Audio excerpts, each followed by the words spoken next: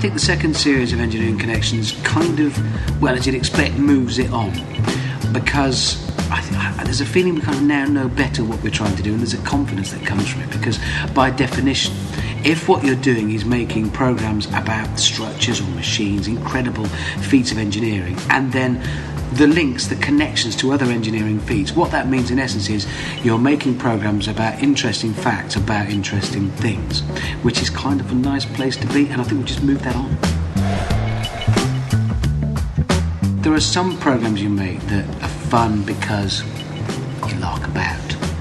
There are some programs you make that are fun just because of what's in them. This is fun to make because of what it's actually about. It's the facts that drive it. That's what I love about doing it. It's about the subject. It's not about what I think about it, it's about the subject, about the facts. And therefore, all I'm doing every day is getting up, going somewhere, anywhere in the world, and finding out about really interesting stuff. So why wouldn't that be fun to make? I think for me the highlights of Series 2 of Engineering Connections are possibly landing on the deck of HMS Illustrious, because landing in a helicopter on an aircraft carrier as a boy or as a girl is pretty exciting. So that was a tremendous privilege. I think climbing around some of these structures to just places that are not open to us usually, but because we were making a programme we could go, so standing on the roof of Sydney Opera House, climbing down from the road deck of Milo Bridge onto the top of a 245 metre tall tower, getting to go to places that, well, we don't normally get to go to, and I'll probably never get to go to again.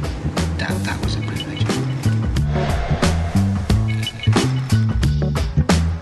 Obviously every project, place, machine that we're making a programme about has to be chosen, and it's a lengthy process, and one of the great things about Engineering Connections and about the team making is everybody's opinion counts. Everybody's ideas must be heard, and that's great. That's a measure of the fact that, well, you're not carrying any dead weight on the team. Every member of the team is there for a reason, and that reason is the brain, what's between their ears.